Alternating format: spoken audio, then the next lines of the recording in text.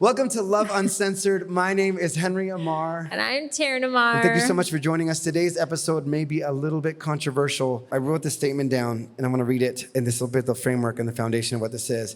If you're exhausted from carrying the relationship, and this is to the women, to the feminine, if you secretly resent him for never stepping up or not stepping up the way you want him to, if you find yourself nagging, controlling, or trying to manage every detail and having this feeling like you just want to control things, this is a really important statement.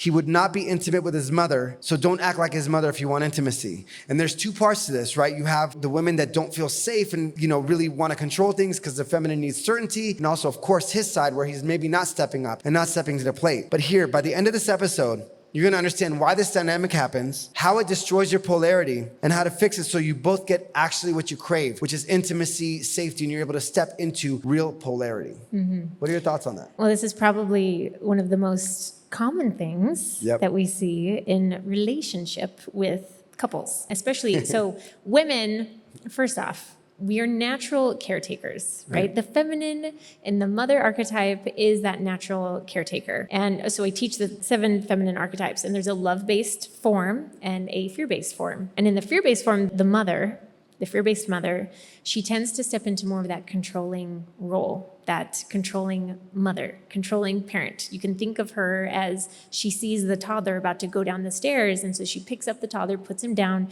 because then she knows he's going to be safe and everything's going to be okay and he's not going to get hurt. But what that does is it spills over into relationship. So women, since women are chameleons, if you listen to Alison Armstrong, women look to the world to tell us who we are. And so as women, as we grow and we're praised to perform, or we accomplish something, or we do something, or we own, we're very resourceful and we can accomplish things, and then we receive praise for it, we take on the role of, well, I need to do everything. So many women that I work with actually feel the need to control, whether it's planning the trip, whether it's planning everything for kids and family, or taking care of all of the things around the house. It's do, which masculine energy is the doing. But when they step into that control, they also end up controlling their partner.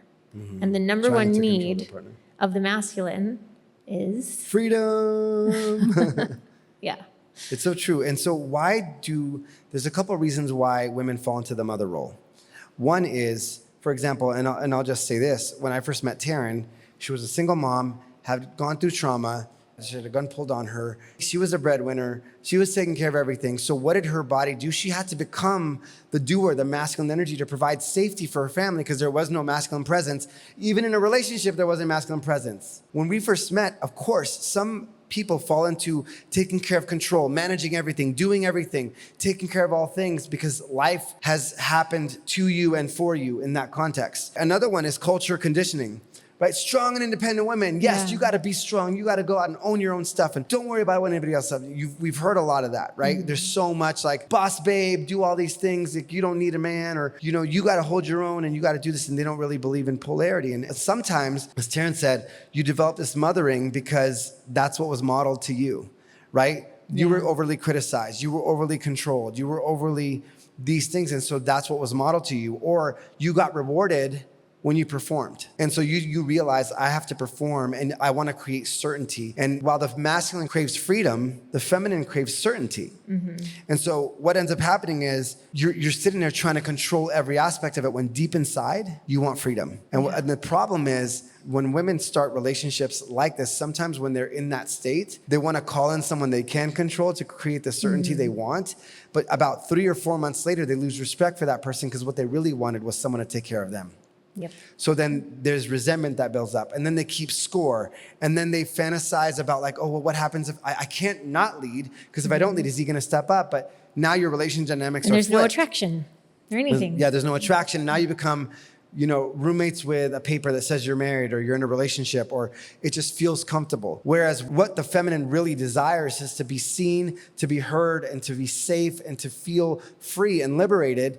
Whereas the flip side, when the masculine feels criticized, controlled, or the feminine is closed off, he starts to do one of 3 things. He either becomes passive, and now you're the controller, now you're the one that wears the pants, even though you resent it. He becomes aggressive because he has to try to flex and do this. Now you don't feel safe, so now you have to flex back and push back. Or a real masculine is going to be like, listen, this isn't going to work. Either like, we got to make this work, or I can't be here, right? So there has to be a real dynamic in that context. So there's just, unfortunately, a cycle of fear where if the feminine's in a state of fear, she's going to want to control and mother and do all these things. And then what does it do for him? He becomes more passive or more aggressive. And now you have two people that have constantly built this momentum that has made them much more distant than close. Yeah. And also remember that a lot of the time it's unconscious. It's default mode. It's just a default mode that your nervous system thinks is love. It's the fixing and the doing and the taking care of everything. It thinks it's love, but really it's just masked as concern. Like concern as in I love you, but it's control. There's a difference in mothering your partner and nurturing your partner. Yeah.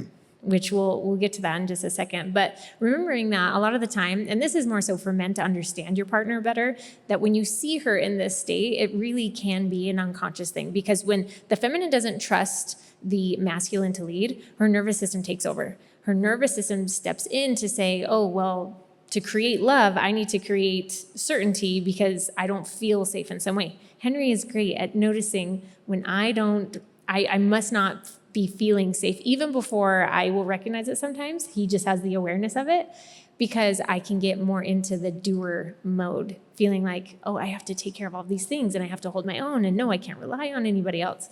Where in reality, that's what creates the disconnect. And again, so now going back to, there is a difference between mothering and nurturing your partner. Okay, just like you said, and you used the word intimate, but I'll go ahead and say it is a man doesn't want to have sex with his mother. He wants to have sex with his partner. He wants to create intimacy and passion and connection with his partner. And nurturing is what the masculine actually craves. Nurturing doesn't mean that you have to do anything. Nurturing is your warmth, is your essence, is just your presence and being in that space. Because so many women, when they see a problem or they see something quote unquote wrong or they feel something that's off, they go straight into, I have to fix it. I have to go do something and fix it. Where in reality, that creates more disconnect in the relationship because then they become the doer and the fixer and the hunter. And so is their partner. So then they're just doing this the whole time. 100%. And so some people are listening to this thinking, well, I don't meet a lot of men that really step up. I don't really I'm thinking of a few people that we know that are single. There's a lot. That are like, dude, like I'm looking for somebody. But let me just tell you, a hunter never goes after a hunter either. So a mother usually is in a fear-based state. Like I have to control, I have to control, I have to control. And if freedom is like one of my baseline states, you're going to attract somebody that wants you to control them and take care of them rather than someone that wants to come in and take care of you and have freedom. Right. And it was weird. One time I just had this interesting thought. I was like, if you go to a cul-de-sac and one house is just giving out free things, the other house is taking donations, the third house has this event going on, but the security guard saying, okay, well, this is what needs to happen when you come in. The first house that's just giving things away is going to attract only the takers. The second one's only attract only the givers. The people are like, oh, I don't like to receive. I don't like to receive. I don't like to receive. Speaking of which, a lot of women are scared to receive. Right? Or the third one is actually a true energetic exchange of, hey, this is what you need to come into this place. What are you attracting in your life or in your relationship currently, right? You have to understand that your state, your belief system, and everything, the way that you show up is going to cultivate and shape your relationship. So if you are right now going to say, yeah, well, if I let go of control, well, who's going to run the show? Well, you're never really going to know if you're taking control the whole time. So we have to have this understanding of what is really happening. Are you really attracted to that person? How is the intimacy? What is the hidden cost of this control that you have? Is it really providing the safety for you? Because if you're sitting there running the show and running this whole thing, deep inside, you don't feel safe because you're still running the show, right? And so there has to be an understanding. And I know we're talking to the women and we'll get to the men in a second, but if you do not stop trying to act like his mother and control and criticize everything he does, there's a king and a fool in every man. And the one you see is the one that's going to show up. Right? And so if all you do is criticize and control and tell him he's not enough and have resentment and count all the costs and run in this fear-based state, then guess what? You're a part of the problem, right? But there is a way to actually still maintain. It's not saying surrender and like give up all the control that you want and just surrender to him. It's like, no. But there's a way to come together and say, what is the vision for our relationship? And what is the hidden cost of this fear that runs between us? Yes, I know I'm controlling, but this is what's going to help me be safe or feel safe. Yeah, and it's such a contrast. So many women are in this exact spot of they desire so deeply to have a man come in and just say, I got you. Like everything's going to be okay. And yet they're still doing everything. They're still controlling because they just have such a fear of letting go. And women don't understand that sometimes that feels like them taking over control. They're stepping into dominance, right? And almost forcing their partner, whose innate nature is masculine, but forcing him into like a submissive type energy, which that's not going to feel congruent. Like it's going to absolutely, like if I was to tell you, oh, I'm going to let you be in your masculine, right? That probably is like, feels weird for me to even say something like that. And so explain that conversation you had with somebody when they're sitting there saying. Yeah. So as an example, this individual said, well, I let my husband do all the masculine things. I let him have the remote. I let him do this. I let him do that. And I paused her and I said, you let him? And it was like this light bulb went off in her head. And it was like, she started cracking up. It was amazing. So the feminine is the energy of allowance. But it's not allowance of anything externally. It's you are allowing yourself to receive from the masculine. I'm not allowing Henry to step into his masculine. He already is masculine. Because if I say, oh, I'm going to let you be in your masculine, I'm going to let you have the remote, I'm implying a sense of ownership over his masculinity to where he can only step into his masculine when I say he can, which there's no way. So, but what feminine allowance and what that energy feels like is I'm going to allow myself to soften. I'm going to allow myself to receive. It's an internal allowance, not an external allowance in that. And remembering also that the feminine inspires and invites. She does not force and control. I cannot force and control Henry into anything. If I ever have or tried to, there is a clear disconnect because it's felt. Like I tell women all the time that in my Calling in Your King program, you are felt before you are seen. Henry will feel my energy if I'm trying to control anything, and he automatically knows she either doesn't feel safe or she's working in some capacity in that aspect. So just remembering that you're safe to soften yourself, ladies. Totally. One of the greatest traits of the masculine is awareness. So if Terrin's ever in her masculine trying to control things and run things and I feel her get more rigid, I ask her this question. I said, are you working right now? And if she says yes, I'm like, do your thing. Go into do mode. Manage what you got to manage, do what you got to do. If she says no, I know that her body doesn't feel safe. Something about her doesn't feel safe in the situation where she can't just be, she has to do, right? Because there's an integration. We're not saying the feminine can't ever do. You need both. But if all you are is doing, then what it's going to lead to for the feminine is burnout. It's going to lead to resentment. It's going to lead to exhaustion. It's going to lead to never feeling safe in your body. And what it does to the masculine, same thing. He feels unworthy, unwanted, not good enough. Oh, well, she doesn't trust me. Oh, she's trying to control me. And I'm telling you, I cannot tell you how many couples are still in this mode after we show them that because they're so afraid to actually let go. And we're going to give you some tools on how to actually create more polarity, but you cannot create something unless you count the cost of it. You have to understand that the cost of this is worse. They're like, well, it's hard to let go. It's hard for the masculine to step up. You know what's harder? Living a life where you don't feel safe and you live out of polarity and you live with a roommate when you really want to love her. Yeah. Amen. Amen to that. And I also want to add, this is really important because there's a lot out there being taught today that women, quote unquote, shouldn't be in their masculine. There's a difference between love-based masculine integration for a woman, because like Henry said, I have a very strong masculine. The difference is it love-based or is it fear-based? There is such thing as the wounded masculine. There is such thing as toxic masculinity because it's a wounded fear-based form. And so remember, I don't want women to get this idea of, oh, my masculine is bad, because your masculine is a superpower. It's just the integration that needs to take place. And I've said it probably on every podcast. It's not a balance, it's integration between the two. So, and what's cool about that is let's go through some actual practical things that you could do, right? Terrin and I, first, Terrin says you need to understand these two things if you want a really healthy relationship. First is masculine and feminine dynamics. What does that really mean? The second is you need to understand trauma. What makes someone feel safe and what makes someone feel seen and liberated and free, right? And so understanding that and the dynamics of that, Terrin, instead of saying, hey, I need you to do this or I need you to do that, we have this understanding of like, hey, we're both for each other. We both want to see each other win.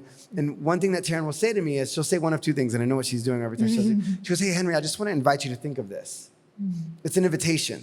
Right? Versus like, hey, you got to do this. You got to do this. There's something about, or you should be doing this. And there's a sense of agitation when it comes to control that nobody likes to feel. Nobody likes to be shoulded on, right? There should be an energy of like, should this? It's like, no. What if we lived in a space where there was an invitation, you respected someone as a freaking human being instead of trying to control them, because we're not here to be controlled. Or sometimes Terrin will even go to another route when I do something she likes. Men, we're sometimes the simplest creatures. It's like Pavlov's dog, right? Like, bing, okay, I'll do it again. She'll say, hey, babe, that was really sexy when you did that thing. I'm like, I know what you're doing, but I still like it. You know what I mean? And it's cool because sometimes I'll tell her, I really loved it when you do this. It made me feel loved. Like, it sounds so silly, but 2 weeks ago, I was in my morning gratitude and I was thinking about it. And I was like, oh my gosh, I'm really grateful. This last week, I told Terrin, she came up to me randomly and kissed me on the cheek and like gave me like the most affectionate like look. And then I told her that. I was like, babe, that just made me feel so loved, dude. Thank you. Like, that was really beautiful. I didn't say dude, but I was like, thank you. And then what did she do that week? A few more times she came and did it intentionally. And it wasn't the fact that it was the thing, it was the fact that she realized something made me feel more loved and she did it intentionally, right? And she was so for me. And so what we want to do is first, in order to break through this, we need loving self-awareness of where in your life, first of all, let's talk about it from a feminine perspective. Are you mothering? Are you trying to control? Are you trying to nag? Where do you not feel safe letting go? First, you got to own your part, and you got to own like, this is my part. And as long as I hold the masculine energy in this room, truly, I mean, let's just be honest, a real masculine male won't, like if he's in his core masculine, you won't be in that space for a long time. So sometimes you've been running these roles for so long, or maybe you were so masculine, you attracted him as a feminine when you first started the relationship, but now you want to flip. And I'll tell you, that was me. I was the most people-pleasing, passive person, right? I remember being in a relationship. I was like, but I'm doing everything for her. I'm doing this and I'm dropping this and I'm doing all this for her. And I was like, but there was no attraction. There was no intimacy. It was because I was people-pleasing. You could please someone from a place of fear, or you could please someone from a place of love and certainty and awareness. Right? And we'll get to that, men, in a second. But you got to own your part. Over-functioning is control disguised as love. But I love him and I'm going to control him and I'm going to do this. Second, you got to understand what needs to heal in your own nervous system. What in your body, what are you afraid of would happen if you actually let go? And you have to understand, expect resistance within yourself and expect a messy middle. If you're in a relationship where he has not led and you've been controlling for a long time, you have to come up with a real game plan to flip that polarity. Can I add to that? Yeah, of course. I just was sitting here thinking about this, is you have to give him the opportunity to step into his masculine unattached to an outcome. Meaning, if you have an outcome and an expectation, don't set him up to fail. You're still controlling in a way. But give him, as an example, so one of my clients, her husband have been, at odds for a little bit, but just in the last couple of weeks, she's had the most beautiful experiences with her husband because she created space to invite him into his masculinity, to invite him into actually making decisions from a masculine presence. And he needed time to process, to make the right decision. And because he was empowered in that way, as opposed to her making him, well, you should make a decision right now, or you need to do it right now and do this and fix this. She gave him space. She created space for him to make the decision, which empowered him. He made the decision. And then they had the most beautiful connected moments where he then came up and showed up in a different way for her. Yeah. Because she didn't shit on him the whole time and emasculate him because he didn't do it exactly perfectly the way that she wanted him to do it. Mm-hmm. Allow it to be imperfect. We are imperfect creatures, so allow that. And celebrate the desire, the attempts, the little things. I know we talk about our clients, but it's been so cool because the attempts to flip polarity where we'll call them core masculine, core feminine, like the man is in his feminine and the woman is in her masculine. If you've been running that for a while, in order to flip it, it's going to take consistency. It's going to take discomfort because everybody is performing to what they believe is the safest and going to bring them the most connection, right? So you need to create the vision together. What does it really look like with polarity? Maybe we should dive into masculine, feminine polarity and trauma work so we'd understand our own patterns. Because my dad, when I grew up, the reason why I was so passive is I thought masculinity was yelling and throwing things across the room and being mad. My dad was a beautiful soul, but he had a lot of trauma, right? So I was like, I don't want to be that. So what did I do? I became a people pleaser. Let me just make sure my person never feels any form of thing, but she could never feel like I could fight the lion, right? Masculinity is power under control, presence, and love. We have to be able to hold the space. And so create the vision, own your part, invite, don't control, don't manage, heal your own nervous system, do the work, and be consistent. And for the masculine, step into leadership. Understand that, yes, it might be scary. Yes, your patterns may be scary for you to go and step into love and presence and power under control, but recognize that if she is trying to control you, she doesn't feel safe. So take the lead and understand she needs to feel like when she comes at you, like with her energy and you're freaking present and immovable and you're doing your own nervous system work and you're owning your part, you're building trust with consistency. And if both of you can promise to do the work with consistency, then eventually those nervous system shifts. Hold the emotional storms. Be able to stop weaponizing these roles, but understand that you could rebuild polarity amongst each other and help each other win. So bluntly, stop controlling, managing, and trying to nag your person into being who you want them to be. If they're core masculine, it's never gonna work, and you're always gonna be stuck in that space. I do not wanna have sex with my mother, so if you're acting like my mother, I would not wanna have sex with you. And if you're acting like a huntress and you're trying to attack me, a hunter and a hunter don't mix. Sorry, not gonna happen. Even in same-sex couples, you'll see masculine and feminine dynamics. If there's polarity, it's all over the place. So my whole thing is we need to understand masculine and feminine dynamics. And if you're core feminine and you're operating in fear and you're controlling him and nagging him like his mother, no, don't do this. No, don't do that. No, my gosh, not this. And rather than nurturing and seeing him for who he is as a king, you create partnership. Because what you're really craving, trying to be a mother, is certainty and security. And you'll never have that if you're controlling him. Yeah. And I want to speak to also the singles who are dating in the dating world, and specifically to women who maybe you've created that space and that opportunity, and this person refuses to step into that masculine presence, that leadership, that growth, that, everything that we've been talking about this whole podcast. I will let you know now that you are not dating a partner, you're dating a project. Because if there is a refusal to step into that energy, you are going to find yourself in that mothering role for a very long time, if there's a refusal to step into it, right? And so just knowing that and being aware of it from the beginning, because you will be almost in a way, not training your partner, but if you were carrying that load for so long, you're gonna be training them forever in that aspect. So being aware of that, and also, again, giving the opportunity. Because I think there's also a difference, especially in their 20s and whatnot. We talk about the king and the prince. Allison Armstrong teaches about this too. And a lot of men are still in that kind of prince phase. They're figuring out life. But there is a difference, right? There's a difference in a man who, some men aren't going to have everything figured out. They're not going to have the money, the houses, the cars, and all that stuff. But the difference is does he have true self-leadership within himself? Does he believe in himself? If there is belief in himself and leadership there, you will be fine, no matter what. But if you are the one leading and pursuing and inviting and nothing's happening in that dating phase, you're most likely with a project. Right. And so if you want real partnership and passion, you have to understand masculine and feminine dynamics. And you have to understand your own activations, your own patterns, your own conditioning. Everybody has them. We all have conditioning. Terrin and I are always evolving, always growing closer. And one of my core non-negotiables before we met was I want someone that seeks truth.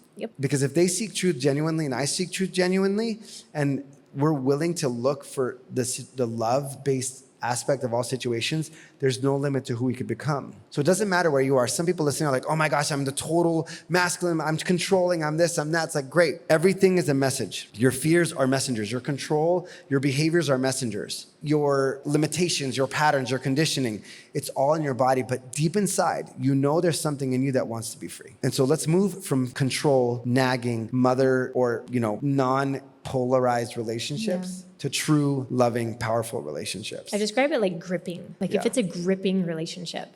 Honestly, this dynamic creates codependency in relationships. And so if you feel the grippingness, the anxiousness in that way, the feminine is meant to soften.